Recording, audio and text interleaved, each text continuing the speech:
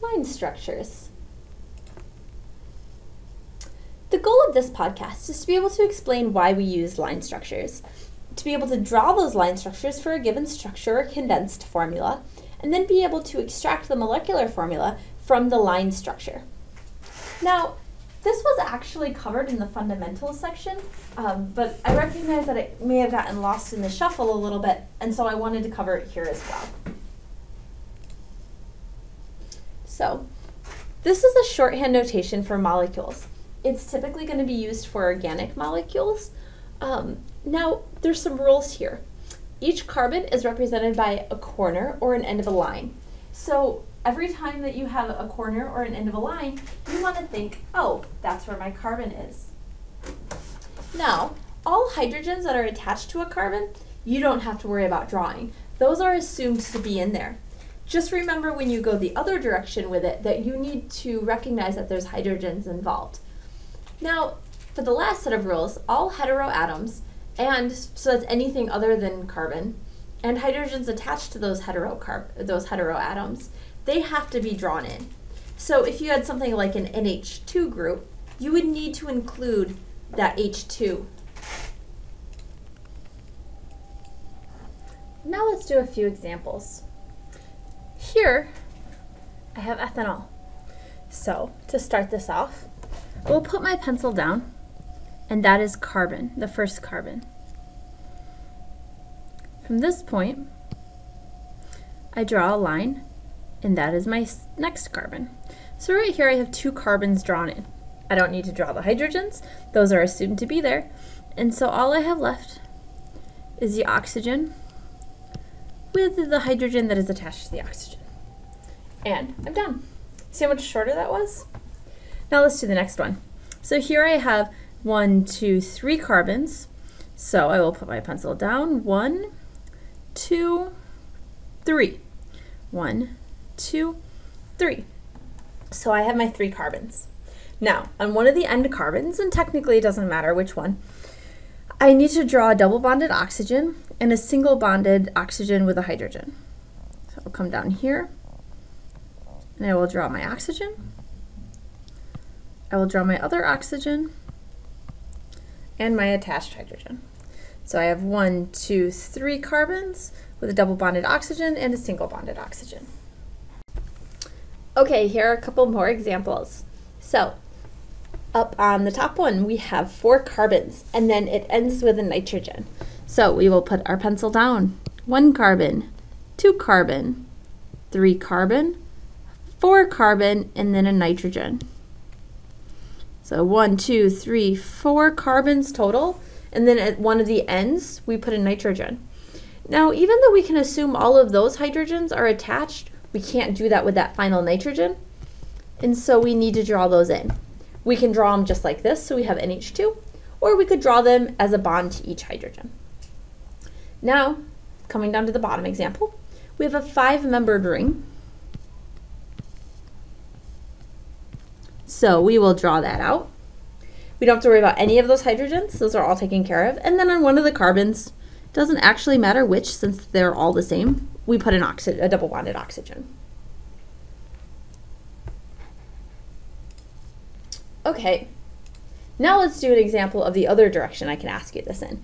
I give you the molecule and I ask you to figure out the formula. So this works out well for situations where I want to ask you some more complicated things. And I cannot ask you to draw this from the formula, so keep that in mind as you're going through this. These very complex ones, I can only ask you for the formula. Okay, so first step, let's look for carbons.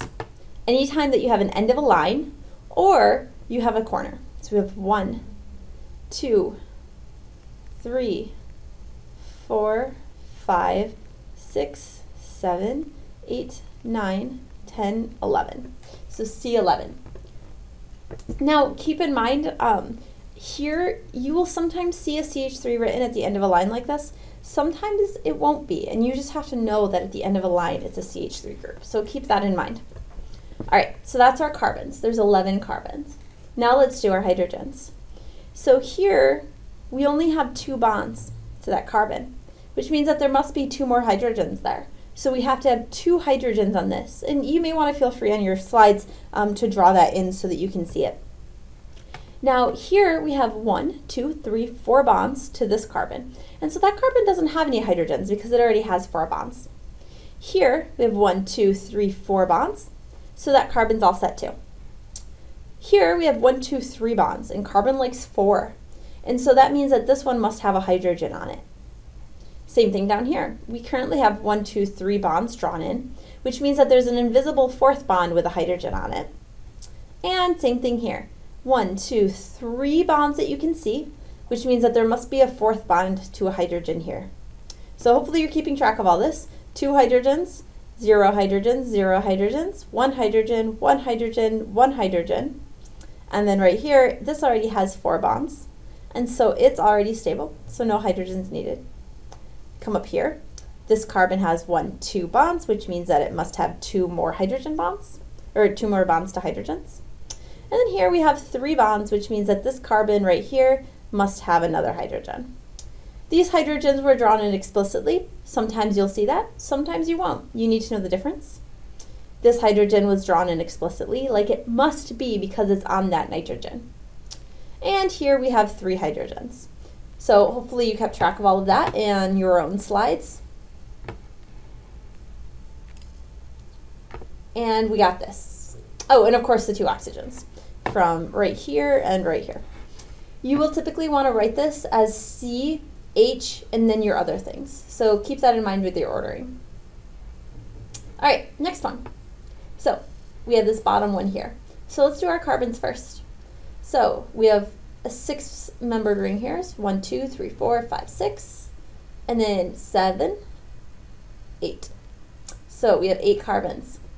Now for our hydrogens. We have the 1 and 1 here and the 2 here, so we know those are already there. Now here we have 3 bonds, which means we must have another one right here. Here we have 3 bonds, which means we must have another one right here.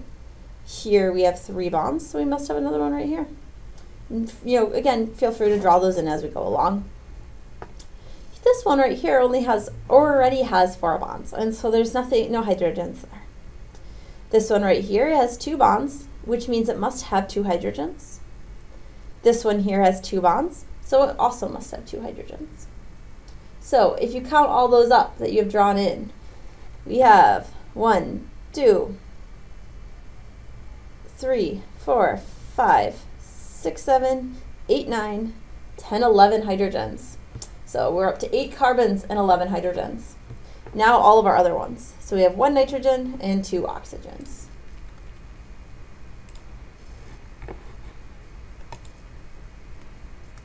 All right, so after watching this video, you should be able to explain why we use line structures, right? They're a simplification tool. Right now they might not seem extra simple, but once you get the hang of it, they actually make life a lot easier. You should be able to draw them for a given substructure, and those would be structures about the same level of difficulty that I gave you here, maybe a little bit harder, but relatively simple molecules. And then for the harder molecules, you should be able to extract the molecular formula from the line structure, and those will be the molecules like I gave you on that last slide.